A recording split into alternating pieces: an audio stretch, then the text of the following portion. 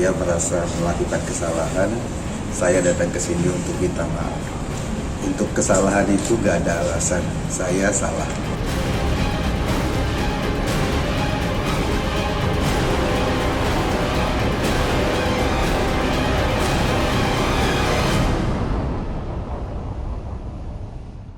Selamat malam pemirsa, senang sekali saya Balkis Manisang. Di Jumat malam ini selama 1 jam ke depan kita akan ada di Perempuan Bicara bersama-sama dengan narasumber yang sudah ada bersama saya di sisi. Kita akan bahas mengenai hinaan yang hingga pencemaran nama baik ya, ini semakin marak di media sosial yang terbaru dilakukan oleh pegiat medsos Eko Kuntadi terhadap Ning Imas, Ustazah Pondok Pesantren Lirboyo. Berakhir damai dengan permintaan maaf. Tapi apakah permintaan maaf cukup bagi pegiat sosial yang melakukan penghinaan dan melampaui batas? Bagaimana pula agar kita bisa bijaksana dalam bermedia sosial? Saya akan bahas ini dengan narasumber saya yang sudah ada di kiri kanan saya. Yang pertama ada Ibu Lely Aryani, pakar komunikasi politik. Selamat malam Ibu Lely. Selamat malam Mbak Balkis. Baik, terima kasih ya? Ibu Lely, sehat-sehat. Baik, ada juga Ibu Irma Caniago, anggota DPR kita. Apa kabar Ibu Irma? Alhamdulillah, selamat malam Balkis, selamat malam pemirsa Indonesia. Baik, kita juga kedatangan Mbak Devi Rahmawati, pengamat sosial kita. Mbak Devi apa kabar? Alhamdulillah, super sehat.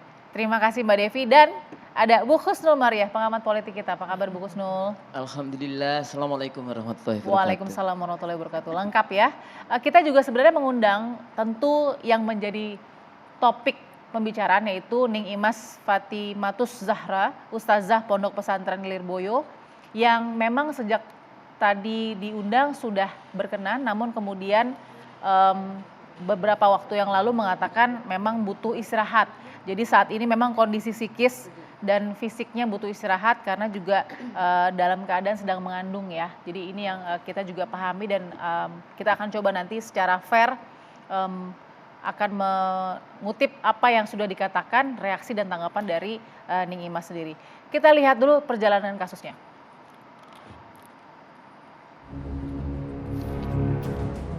Pegiat media sosial Eko Kuntadi akhirnya meminta maaf langsung kepada Ustazah Ponpes Lirboyo, Kediri, Jawa Timur, Ning Imas, terkait cuitan Eko di Twitter yang diduga menghina Ning Imas. Ning Imas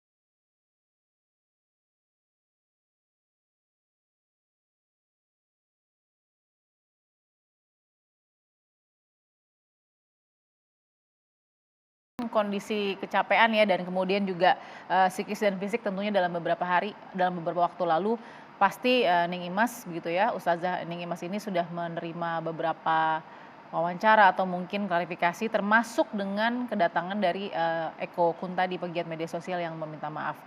Ini juga dilengkapi juga dengan kita bisa tayangkan ya, ini adalah status atau unggahan Twitter yang diunggah oleh Ning Imas setelah Eko Kuntadi sempat menyampaikan permohonan maaf via WhatsApp.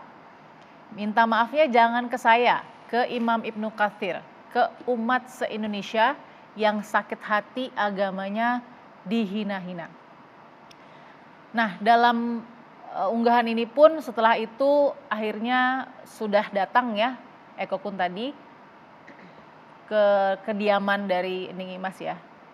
Oke, ini ranah tidak seharusnya itu di mana? Secara personal memang merendahkan saya, tapi bukan itu poinnya. Siapapun harus belajar untuk tidak mengomentari sesuatu yang bukan ranahnya. Diskusi keilmuan dibalas dengan diskusi keilmuan, dengan kritik konstruktif dan pakai etika. Oke, saya langsung ingin bahas siapa kemudian Ning Imas yang bisa berespon seperti ini. Sebenarnya sudah baik ya, tidak menjadi sebuah konflik yang berkepanjangan. Tapi pertanyaannya, cukupkah kata maaf selesaikan kasus penghinaan di media sosial? Saya mau ke Mbak Devi. Silakan Mbak Devi. Ya, pertama tentu saja lagi-lagi kita prihatin bahwa ruang digital itu kemudian mendemonstrasikan watak masyarakat kita yang berubah. Yang dulu dikenal sebagai masyarakat yang ramah, sekarang menjadi masyarakat yang marah. Dan itu bahkan dalam konteks studi global sudah disampaikan bahwa masyarakat kita adalah masyarakat paling tidak sopan, paling kasar se-Asia Tenggara. Dan lagi-lagi ini kemudian dipertontonkan. Jadi memang mendadak digital 2020 lalu itu rupanya memang belum diikuti dengan bagaimana bimbingan hidup di ruang digital bagi siapapun.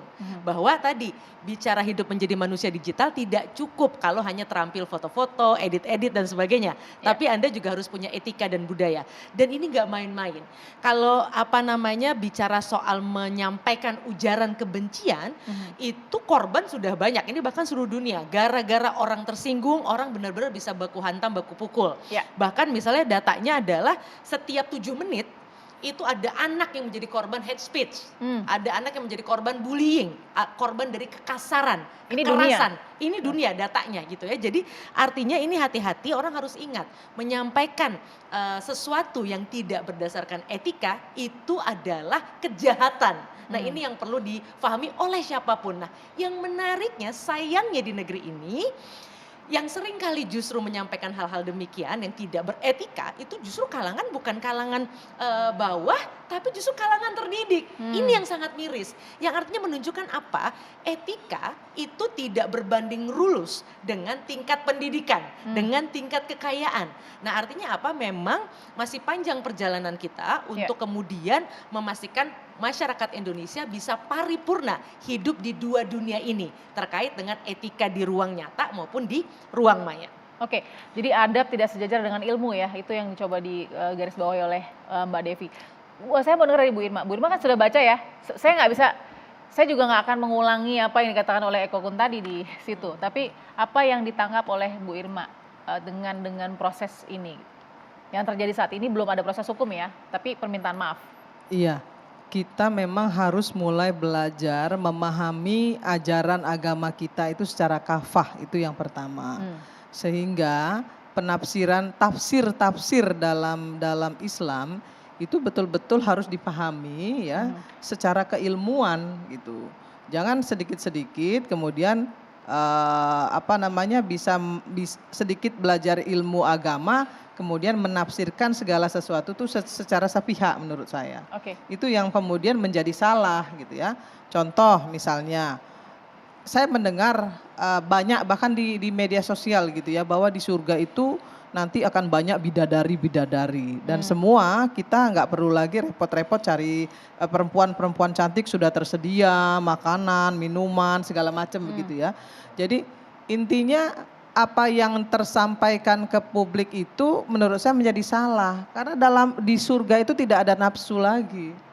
Surga itu nggak ada nafsu. Kita dikumpulkan oleh Allah Subhanahu Wa Taala di sana seluruh keluarga satu keluarga gitu ya. Itu dikumpulkan kemudian menikmati apa yang menjadi hak kita dari amal ibadah kita gitu. Jadi tidak ada kaitan sama sekali dengan seksualitas gitu. Nah ini yang kadang-kadang sering diterjemahkan secara keliru. Ya karena apa? Karena yang menyampaikan itu narasinya nggak sesuai dengan Bisa apa kasih yang contoh nggak dalam menjadi, kasus ini misalnya, Bu Irma? Dalam kasus ini ya, ada dalam nggak yang kasus salah? ini misalnya seperti yang disampaikan bahwa perempuan itu adalah perhiasan. Nah Ning Imas sudah betul menyampaikan itu karena memang Rasulullah mengatakan bahwa istri itu ada perhiasan suami, betul. Tapi kan bagi masyarakat yang tidak paham gitu ya, tidak paham apa yang disampaikan Rasulullah itu hanya akan mengatakan begini, loh jadi perempuan itu hanya perhiasan. Perhiasan itu kan kalau sudah kita nggak mau kita bisa buang, kita bisa ganti, kita bisa apa gitu loh. Dan itu menjadi perdebatan, jadi debatable. Nah hal-hal seperti inilah yang harusnya tersampaikan kepada publik dengan baik. Dengan konstruktif gitu. Jadi maksudnya Bu Irma ditangkap oleh seorang Eko Kun tadi nggak mengerti. Ya menurut saya dia nggak ngerti. Walaupun dari tadi kawasan terdidik tadi. Betul karena Neng Imas sudah di sini juga sudah menyampaikan kok bapak-bapak yang ada di sini betul nggak gitu kan, dia tanya kembali gitu bahwa laki-laki itu orientasinya hanya perempuan, dia balik bertanya loh. Artinya Neng Imas ingin menyampaikan bahwa kalau laki-laki itu berpikirnya bahwa orientasi tertingginya perempuan, berarti dia bukan seorang muslim. Kalau dia seorang muslim, ekspektasi tertingginya adalah surga, adalah iman, kan gitu. Nah, ini yang menurut saya tidak diterima oleh Eko Kun tadi secara baik. Nah, itu yang pertama. Yang kedua, Eko Kun tadi walaupun dia sudah minta maaf, menurut saya nggak pantas gitu ya seorang pegiat sosial yang harusnya juga menjadi contoh gitu ya, bicara soal selangkangan, menurut saya itu kalimat-kalimat yang nggak pantas. Nah, kalau ditanyakan lagi sama Bilqis, apakah dia patut dihukum atau tidak dihukum, menurut saya cukup dengan minta maaf dan mengatakan saya salah. Saya salah, saya keliru, dan saya memang nggak ngerti soal itu. Dia harus mengakui itu, dan kalau dia sudah mengakui itu dan yang bersangkutan Ning Imas sudah juga menerima permohonan maaf itu, menurut saya sudah selesai. Itu jadi pelajaran berharga loh bagi dia. Gitu ya. Kalau kemudian mau dimasukin ke penjara, berapa banyak penjara yang akan terisi hal-hal sepele seperti itu. Karena begini Bilqis, mohon maaf, sedikit saja. Di di grup-grup WA saya itu yang menghina, saling hina menghina tuh luar biasa banget, bahkan jauh lebih kasar dari ini. Tapi kalau itu mau dimasukin penjara, masuk penjara semua tuh di grup-grup ini. Ada unsur kepercayaan di sini ya. Di sini ada unsur kepercayaan, itu yang mungkin salah satunya menjadi poin sensitif dalam bukan konflik, saya katakan dalam insiden ini antara Eko Kun tadi dan Ning Imas. Kalau buat Ibu Leli, kan Ning Imas bilang minta maafnya jangan ke saya, ke Imam Ibnu Katsir. Kan umat se-Indonesia yang sakit hati agamanya dihina-hina. Jadi Ning Imas menerima tamu tapi kemudian mengatakan bahwa jangan minta maaf ke saya, ini bukan soal saya tapi soal agama. Yang dibaca dari situ bagaimana komunikasinya? Ya, saya melihatnya dari sisi asosiasi yang ditimbulkan dari apa yang dikatakan oleh Eko Kun tadi. Jadi sebenarnya ketika dia menafsirkan sesuatu dengan yang kemudian dibilangnya candaan, main-main saja, itu kan sesuatu yang sangat sensitif. Tidak sensitif gender terutama ya, tidak sensitif agama juga. Karena apa? Karena yang terlihat adalah bagaimana Eko itu menafsirkan segala sesuatu yang tadi sudah dijelaskan bukan kapasitas keilmuannya. Dan ini tentu saja membuat ketersinggungan kita sebagai perempuan, terutama saya kira yang kita semua ini juga tersinggung sebagai perempuan. Karena apa? Sepertinya kita itu dimaknai juga oleh Eko sebagai second people, sebagai objek, bukan subjek. Yang memang dalam kebanyakan ceramah-ceramah terutama orang-orang akan mengatakan, kan sering ditanya juga, kenapa hanya bidadari yang disiapkan di surga? Kok nggak ada bidadaranya gitu kan? Atau siapalah istilahnya bidadara. Sampai suatu saat pernah ada ustadz yang ceramah, ibu-ibu, bapak-bapak katanya, sekarang ibu-ibu harus berbahagia nih kalau taat pada suami, nanti masuk surga, ketemu lagi sama suaminya. Terus si ibu menjawab, katanya, masa saya ketemu lagi sama suami saya Pak Ustadz? Emang kenapa? Kan bahagia harusnya. Wong saya di dunia aja udah sengsara sama dia, masa saya harus ketemu lagi? Saya mau ketemu bidadara dong. Nah, jadi artinya itu kan candain semacam itu kan bisa disikapi secara positif. Tapi kalau sudah soal istilah-istilah tertentu yang menempatkan perempuan sebagai second people tadi, ini sudah merusak suasana hati para perempuan seluruhnya. Jadi bukan hanya Ibu Ustazah, termasuk guru atau bapak beliau dan kita-kita yang ada di sini. Jadi ada asosiasi yang salah yang diterjemahkan oleh Eko dalam menanggapi atau merespon dari apa yang dinyatakan oleh Bu Ustazah. Yang kedua, dari sisi lain dia melihat seperti ini social learning theory, Devi tahu banget nih. Jadi ada proses imitasi di dalamnya. Seolah-olah kalau dia selama ini sudah berafiliasi dengan konten-konten tertentu yang sifatnya provokatif, nggak masalah. Seolah-olah ada anggapan orang ini dukungan ini karena dia buzzer misalnya. Padahal dari sisi ini pun dia sudah menyalahi kaidah seorang buzzer. Buzzer itu memang syarat utamanya harus punya follower yang banyak. Jadi minimal 5.000 lah katakanlah seperti itu. Dan dia mudah atau cepat untuk kita hubungi. Tapi dia juga harus punya anger management yang baik. hasilnya itu yang harus dia hasilkan adalah tentang knowledge atau ilmu. Ini kan tidak sama sekali. Ini perdebatan yang kacau balau, apalagi ini tahun politik. Jadi apapun yang dikatakan orang-orang di dalam akunnya itu selalu dikaitkan dengan perpecahan yang pernah ada. Unirma ngerasain itu loh. Jadi posisi kita ini selama ini siapa, orang ini siapa, selalu ada kaitannya. Orang bicara soal pendidikan dikaitkan dengan politik. Orang bicara soal agama dikaitkan dengan politik. Dan itu bukan persepsi yang salah. Kenapa? Model peniruan yang dilakukan orang-orang yang menuliskan postingannya itu, dan biasanya kalau postingannya itu kan yang penting viral. Oke, jadi mohon maaf, jadi bagi Ibu Leli tidak semudah itu seawam Ibu Irma kan bilang tadi mungkin tafsiran Eko Kun tadi terhadap syiar dari Ning Imas berbeda. Bukan soal itu saja ternyata, jauh di balik itu ada yang lebih besar. Ada yang lebih sensitif yang seharusnya dia bisa membahasakan diri dia itu, seandainya istri saya. Dia kan punya istri yang perempuan, punya anak yang perempuan. Proses penempatan orang kita-kita yang dibahas itu pada second people itu yang menjadi masalahnya. Oke, saya akan dengar dari Bu Husnul sesaat lagi. Kita tetap di Perempuan Bicara.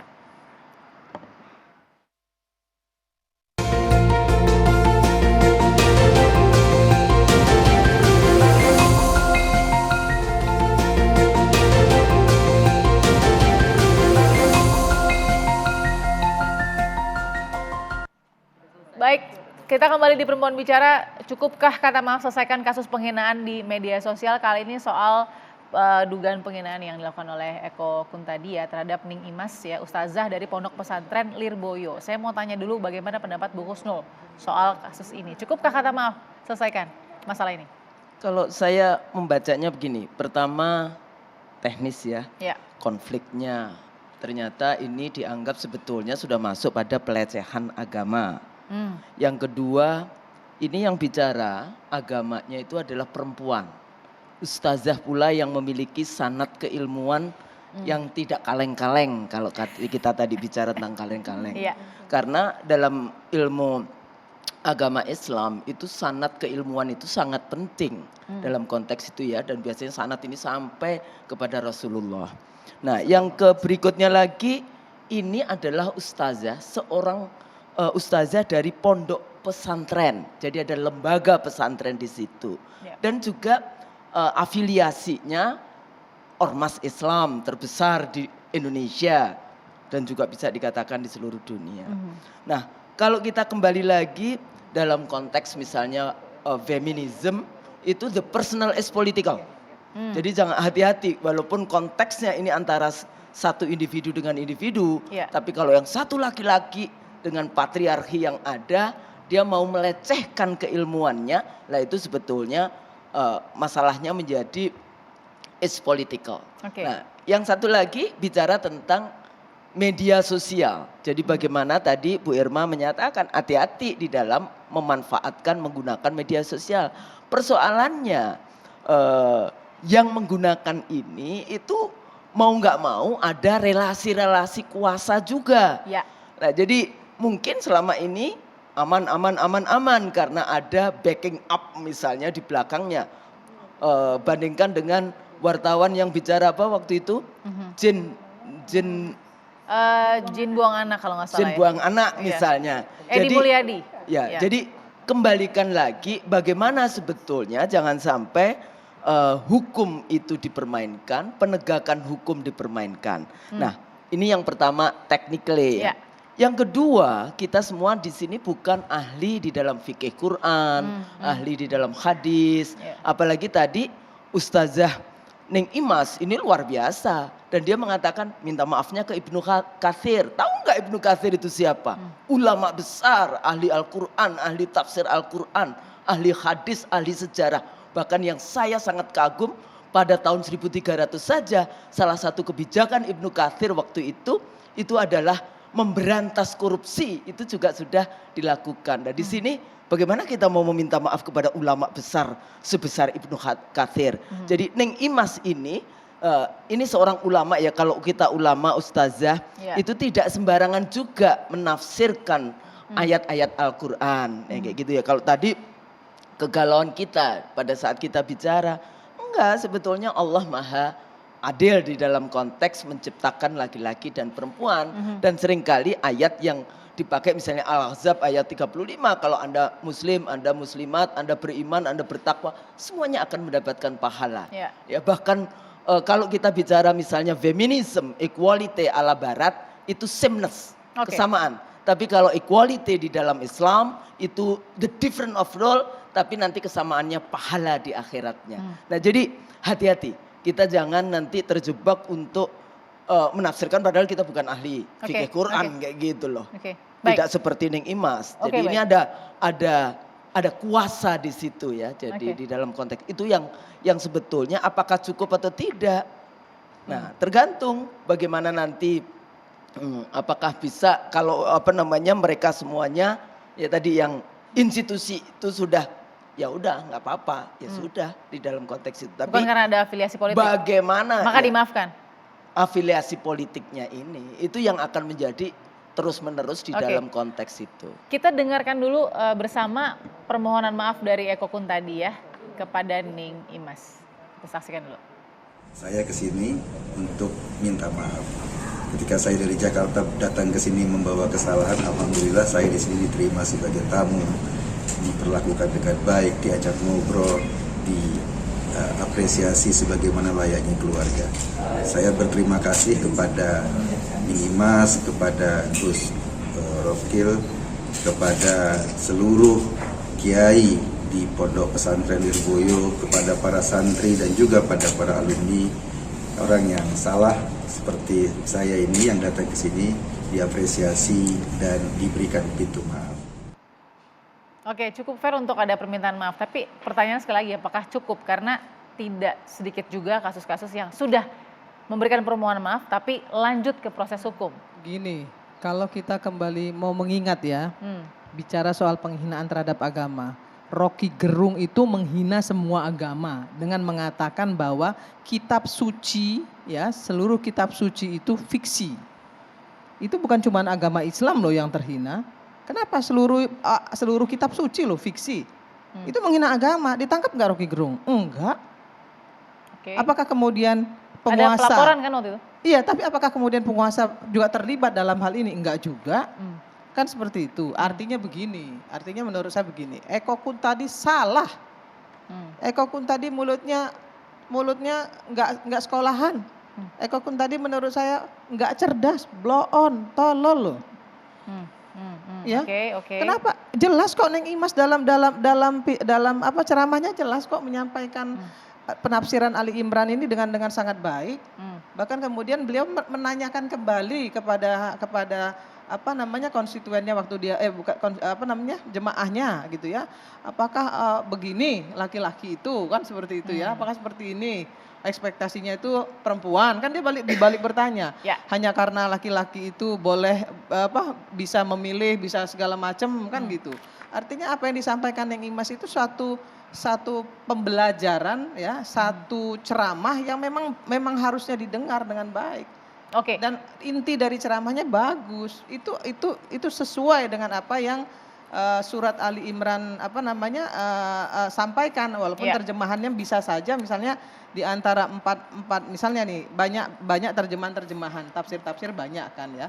Tapi menurut saya apa yang disampaikan Ning Imas dalam ceramahnya yang saya baca ini menurut saya sudah sangat baik sekali. Jadi kalau Eko Kun tadi kemudian menafsirkannya secara salah itu karena Eko Kun tadinya blow on. Itu jadi aja. kalau tadi sudah menyampaikan permintaan maaf cukup atau tidak? Cukup, karena Ning Imasnya sudah menerima. Terus mau diapain lagi? Mau dipolitisasi ke arah politik? Menurut saya itu lebih salah lagi. Itu akan menimbulkan kegaduhan baru. Kapan Indonesia ini akan aman gitu? Kata-kata sudah diterima atau belum? Kita lihat ya bagaimana respon dari Ning Imas saat Eko Kun tadi sudah menyampaikan permohonan maaf.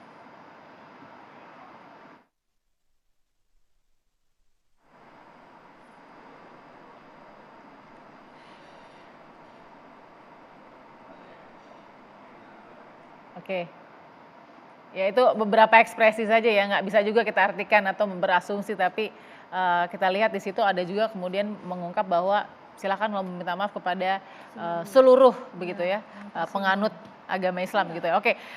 Ada yang mau komentar bagaimana, apakah kata maaf ini cukup? Apa kita mau mulai dari sini semua yang melakukan contoh ya? Ini jika menyebutkan permohonan maaf maka kita maafkan atau tidak? Silakan Bu Lili. Ya, jadi gini ya, yang kita tangkap tadi kan sudah disampaikan, udah dibaca sama Mbak Balkis kan tentang bahwa yang dia harus meminta maaf bukan hanya kepada Ning Imas. Jadi gini ya, sepertinya mindset yang ada di Eko Kun tadi ini adalah yang terjadi. Yang terjadi adalah bagaimana dia memandang sebuah kebenaran itu sebagai subjektif. Padahal kebenaran itu kan intersubjektif sifatnya. Nah karena itulah maka orang-orang yang memandang kebenaran sebagai subjektif itu memolakan dirinya sendiri. Memolakan orang lain. Memolakan apa mempolakan itu yang benar. Mempolakan. Kita aja di sini mungkin beda pendapat. Uni Irma bilangnya cukup, minta maaf. Mbak Balkis belum tentu, saya belum tentu, Devi sama Mbak Usnul belum tentu. Gitu kan. Biasanya yang terjadi orang-orang dengan pikiran subjek, kebenaran adalah subjek itu yang terjadi adalah trolling. Jadi dia melakukan pelecehan gitu loh. Pelecehan terhadap apapun termasuk yang saya katakan tadi. Istilah dia perempuan mendapat Tupperware itu loh. Itu kan dia mengisyaratkan simbol lain yang ingin dia lemahkan tentang posisi perempuan sebagai second people tadi.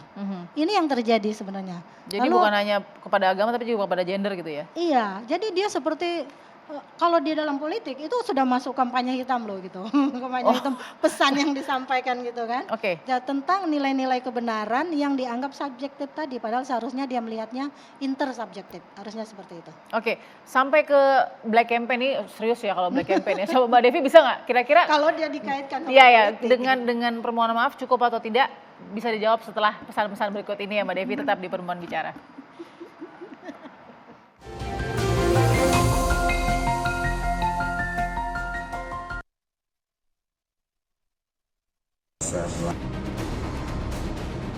Saya merasa melakukan kesalahan, saya datang ke sini untuk minta maaf. Untuk kesalahan itu gak ada alasan, saya salah.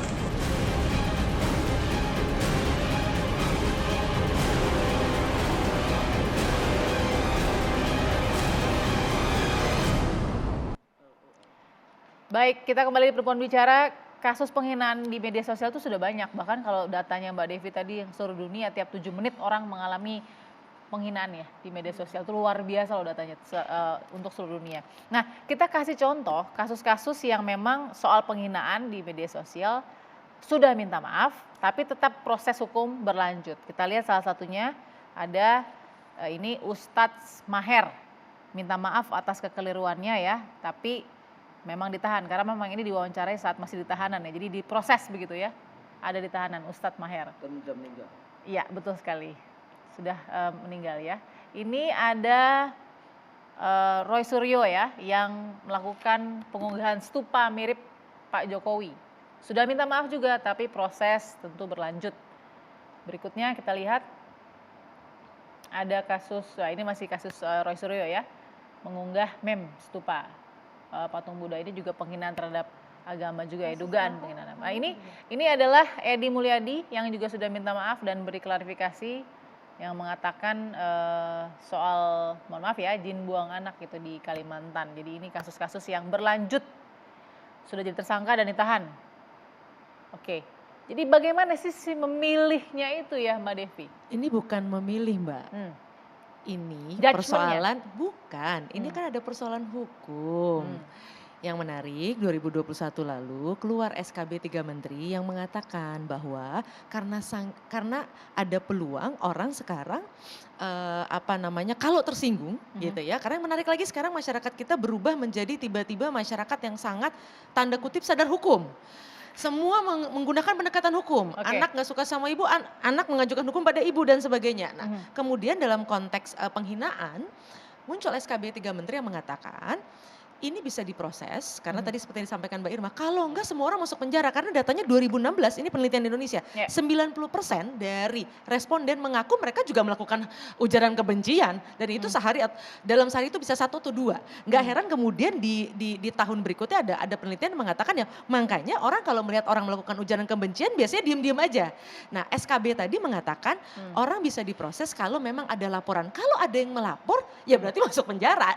Bukan masuk penjara, artinya bisa diproses secara hukum. Kalau tadi kan jelas semangat kearifan sosialnya untuk saling memaafkan dan sebagainya itu terjadi. Jadi ya Eko Kun tadi kalau kenapa tidak diproses hukum? Ya kan tidak ada yang menuntut. Karena kalau sebelum keluar SKB tersebut orang misalnya saya yang bermasalah dengan Mbak, bisa jadi sayanya sudah memaafkan Mbak, orang lain menuntut. Nah sekarang sudah tidak bisa, harus orang yang bersangkutan yang punya kasus yang kemudian melakukan tuntutan. Dan yang bicara soal ujaran kebencian, hati-hati, nggak semuanya dengan menggunakan kata-kata atau diksi pilihan kata yang kasar. Banyak yang bersembunyi dengan humor, dengan meme dan sebagainya. Yang intinya tetap menjatuhkan orang lain, merusak, mengganggu mental. Kalau istilah anak sekarang kan kena mental. Makanya nggak heran data 2008 sampai 2015 misalnya menunjukkan bagi orang-orang muda keinginan mereka untuk bunuh diri itu meningkat 2 kali lipat ya karena faktor tadi saling hina, saling memojokkan dan sebagainya. Jadi memang kaitannya apakah semua harus ke hukum terpulang pada orang yang kemudian menjadi korban. Iya tapi ya betul memang harus ada proses hukum, ada pelaporan begitu. Tapi ada juga beberapa yang memang sudah berjalan pelaporan tapi tidak lanjut. Misalnya ada juga waktu itu Denny Siregar, waktu itu mungkin Ade Armando dan lain-lain.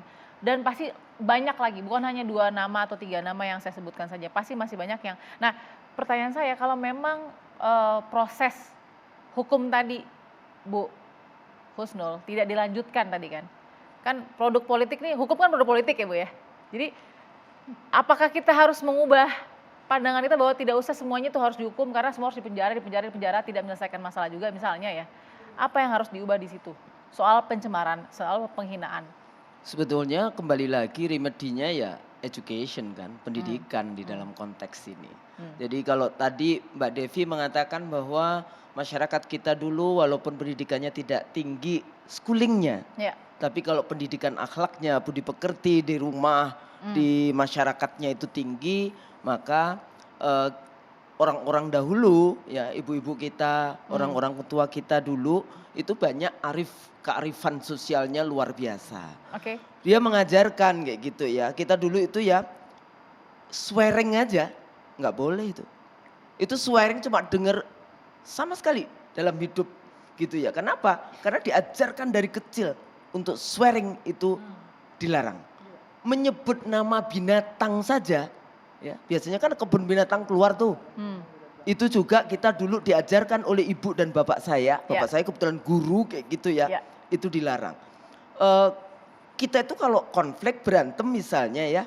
Itu kita baru raise our voice. Jadi agak sedikit tinggi. Itu bapak saya cuma berhenti. Jadi memang ternyata orang tua kita lebih canggih mengajar mendidik anaknya dibandingkan sekarang ini. Nah jadi kembali lagi. Ya tidak perlu dong kalau kita misalnya ini kembalikan lagi ada beberapa isu yang harus diangkat.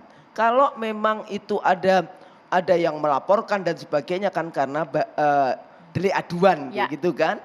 Tapi kalau itu bukan delik aduan ya sudah usah saling memaafkan. Tapi kan yang diprotes oleh Ning Imas itu kan dia sedang menyampaikan ilmu. Jadi tidak hanya cuma sekedar tafsir atau bacaan dia, tapi ini adalah ilmu dari seorang ulama besar Ibnu Katsir. Makanya dia bilang itu gimana caranya? Kalau itu dituntut untuk ini ya berdoa. Karena orangnya ulamanya sudah meninggal 1300-an sekian. Yang kedua, ini adalah lesson learn bagi kita semua yang suka main media sosial. Kembalilah kita ini menjadi orang-orang yang bijak. Bagaimana menulis. Saya katakan pada mahasiswa hati-hati, enak aja kita nulis ya. Dicatat, makanya saya dulu bilang malaikat sekarang itu sudah nggak nyatet kiri kanan. Anda sendiri mencatat, tinggal di screenshot saja. Yang kayak gitu, kalau kita ingat bahwa kita akan meninggal. Balik lagi, bagaimana hukum ditegakkan? Ya silakan, tapi menurut saya nggak perlu harus mengubah undang-undang, harus ini hanya seperti itu ya enggak. Tapi dialog. Interfaith dialog kalau tadi dikatakan banyak sekali kita sekarang apalagi kalau kemudian ada dekat dengan kekuasaan. Ini persoalan nih, dekat dengan kekuasaan dia bisa tends to corrupt kayak gitu kan. Bisa kemudian dia lebih percaya diri, bisa membawa pasal-pasal untuk menyelamatkan diri. Di sini letaknya berhati-hati. baik Anda yang sedang berkuasa ini. Tapi hubungan kemudian lagi secara ilmu politik, itu kita bicarakan, oh iya kalau di Amerika kita selalu bicara tentang freedom of speech misalnya. Tapi freedom of speech itu juga harus ada limitationnya. Kalau itu berhubungan dengan isu-isu yang berhubungan dengan agama, dengan marwah atau dengan dignity seseorang dan sebagainya seperti itu. Jadi nggak gampang juga, tapi balik-balik Bu Devi, Bu Leli dan saya sendiri dan kemudian Ibu anggota Dewan, kita semua ini adalah guru. Jadi kalau pemimpinnya, jadi Ibu Bu Irma itu harus memberikan contoh ya penggunaan diksi narasi. Kalau kita mengajarkan di kelas dan dimanapun katanya kan guru berdiri guru kencing berdiri, murid kencing berlari. Ya jadi ini tugas kita. Ing ngarso sung tulodo, ing madya mangun karso, tuturi handayani. Oke. Sepertinya sama bahwa ada cukup kata maaf, saya bisa tarik sini cukup saja asal tidak ada proses hukum yang tadi berjalan kan dengan menghormati proses hukum. Nah, kenapa Bu Leli merenggut ada masalah dengan cukupkah dengan kata maaf atau ada beda nih pendapatnya? Iya, tadi kan mikir nih yang Devi nyatakan tadi dalam setiap menit, lalu Mbak Usnul juga bilang, ini nih bahaya banget nih HP nih. Iya. Kita dari tadi memegang HP semua, jangan-jangan tiba-tiba terketik sesuatu yang aneh gitu kan. Memang selain undang-undang ITE ya, undang-undang ITE yang di ITE yang digunakan itu, memang sepertinya harus ada internet throttling ya, pembatasan ya, pembatasan bagaimana caranya. Tapi itu apakah sulit? Devi ini tahu karena dia staf ahli di Kominfo nih, diam-diam. Nah, tapi yang jelas apapun yang terjadi, oke lah kita. Kalau dia minta, nggak apa-apa sih kan Eko meminta maaf juga kan nggak apa-apa seharusnya. Iya, jadi cukup begitu ya, sudah cukup. Tapi kan ada pembelajaran. Seperti Bu bilang, jangan minta maaf ke saya. Jadi tidak cukup minta maafnya sekali, berarti minta maaf lagi saja mungkin boleh cukup. Gitu intinya seperti itu. Oke baik, jadi moralnya yang bisa diambil apa Bu Irma kalau memang kita hidup di negara yang sekarang sudah mulai bebas berekspresi, mau secara virtual ataupun langsung begitu ya. Apalagi kalau Bu Irma kan biasa tuh di gedung DPR begitu ya, kalau sudah rapat kan tidak ada lagi tuh. Nah, filternya apa Bu Irma terhadap nama penghinaan ini di media sosial khususnya? Baru terjadi kan kemarin. Ya memang begini kan gini ya. Saya ingin sampaikan juga, contohnya saya kan wakil rakyat ya. Namanya wakil itu mewakili orang yang memberikan mandat. Ya. Artinya kami ini harus jadi contoh. Ya. Kemudian kalau kita harus menjadi contoh, artinya apa yang dikehendaki rakyat, yang diinginkan rakyat bahwa kita harus amanah, kemudian kita harus menjadi teladan, ya harus kita lakukan. Kalau enggak ya enggak usah jadi anggota dewan dong, enggak usah jadi wakilnya rakyat, kan itu satu. Yang kedua, dulu kita punya pelajaran yang namanya budi pekerti. Hari ini kita nggak punya pelajaran budi pekerti. Jadi kalau misalnya ada anak yang kita marahin gitu ya. Anak saya misalnya contohnya misalnya gitu. Kalau saya marah gitu dia bilang gini, Bu bisa nggak sih ngomong nggak pakai marah? Itu bagian dari kontrol dari anak kepada kita. Terus kita langsung istighfar kan. Oh iya ya, kenapa kalau bisa kita ajak ngobrol kenapa kita harus marah misalnya seperti itu. Nah hal-hal seperti ini yang harus mulai dilakukan oleh bangsa Indonesia yang pemarah ini. Bukan ramah tadi ya? Bukan, orang Indonesia hari ini pemarah, sangat pemarah. Kenapa saya bilang sangat pemarah? Ini saya baru buka nih, namanya grup New Normal, Human. Tapi isinya Jokowi penipu penindas rakyat, Jokowi penipu penindas rakyat. Ini berulang-ulang ditulis oleh satu orang yang namanya Ashabul Kahfi. Wah, oke. Nah, kalau ini kemudian misalnya adalah ya yang menganggap ini serius gitu, kemudian dilaporkan kan kena juga nih orang. Bisa saja dengan mudah ya. Tapi untuk apa? Untuk gitu apa? Oke, itu ini untuk jadikan apa? saja ini sebagai kontrol. Kalau memang ternyata beliau memang penipu pembohong ya kan biar rakyat yang menghukumnya. Oke. Gitu, kalau saya begitu. Oke. Tapi saya mengingatkan kepada kepada orang ini, saya bilang kamu mengatakan seperti itu dan kamu sendiri siapa? Baik. Apa yang sudah kamu lakukan untuk bangsa ini? Apa yang sudah kamu lakukan? Minimal pendampingan untuk rakyat seperti apa yang sudah kamu lakukan? Kamu bisa ngomong seperti ini. Ya kan berarti gundulmu peyang juga. Gitu. Oke, baik. Saya mau dengar resolusi dari narasumber di Perempuan Bicara ini supaya tidak terulang, meskipun kita tahu pasti akan ada lagi ya perdebatan-perdebatan seperti ini yang mungkin tentu masih butuh pembelajaran banyak. Sesaat lagi.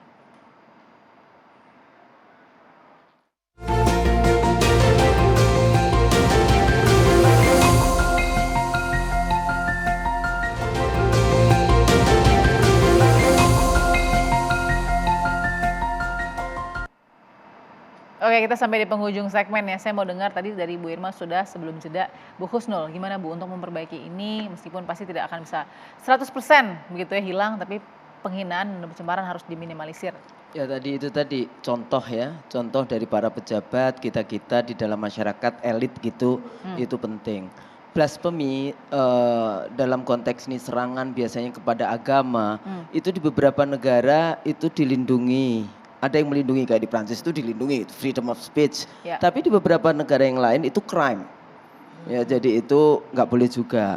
Tapi yang kedua lagi adalah di dalam konteks ini memang media sosial dan implementasi dari undang-undang ITE yang itu ya itu juga jangan kemudian dikonflikkan terus gitu ya. Jadi demokrasi sebetulnya ada sedikit loose, cuma ditahan pilihan diksi narasi. Jangan sampai kemudian di dalam ilmu politik seringkali negara gagal itu gimana? Salah satu indikatornya kalau terus-menerus memproduksi konflik di antara masyarakatnya. Dan negara tidak bisa kemudian memberikan contoh, menyelesaikan dan sebagainya. Itu yang seringkali disebut negara gagal. Bu Leli silakan. Ya. Sekarang ini kan konten-konten provokatif, rasisme, adu domba. Harusnya kan sudah beralih pada adu ide atau gagasan. Kita ini teman-teman di Mavindo dan sebagainya itu kan sudah berkali-kali melakukan berbagai kegiatan yang sifatnya literasi digital. Tapi sepertinya tidak pernah tidak pernah dianggap seperti itu. Selalu aja setiap hari ada aja orang-orang tertentu termasuk yang melek loh, yang pendidikannya tinggi. Di media sosial tuh hilang semua kapasitas diri kita seolah-olah. Orang-orang yang sekolahnya tinggi pun nampak seperti tidak sekolah ketika mereka memposting sesuatu. Sekarang bagaimana kalau adu domba dirubah jadi adu ide dan gagasan atau adu kerbau lah gitu. Jangan ya. Artinya memang apapun yang terjadi literasi digital itu kita mulai dari forum-forum yang resmi yang bisa menguak semua sasaran publik gitu loh. Kalau kemarin aja baru terjadi, gimana coba literasi digital akan terjadi. Baik. Saya kira itu ya, dimulai dari kita, dari sini, dari Balkis, dari teman-teman di DPR, Uni Irma bisa mempelopor itu. Baik. Dari kampus kita dan yang lain-lain. Terakhir, Mbak Devi. Ya, kalau ditanya kok bisa sih ada manusia-manusia yang mengekspresikan amarahnya dengan luar biasa di ruang digital, sederhana karena satu penelitian menunjukkan karena kita tidak melihat ekspresi orang, kita tidak lagi bisa membedakan antara realitas dan tidak bisa merasakan denyut kimiawi kemanusiaan itu. Dan yang kedua adalah menarik, ada penelitian 2016 yang mengatakan orang-orang yang mudah menyampaikan kebencian ternyata kurang kasih sayang. Jadi mari kita banjiri ruang digital kita dengan kasih sayang dan cinta. Mudah-mudahan itu akan bisa meredam semangat marah menjadi semangat keramahan. Luar biasa, ini semangat cintanya Mbak Devi menutup Perempuan Bicara malam ini. Terima kasih Mbak Devi, terima kasih Bu Irma, terima kasih Bu Leli dan juga Bu Husnul. Semoga sehat selalu dan kita akan jumpa lagi di Perempuan Bicara minggu depan. Sampai jumpa.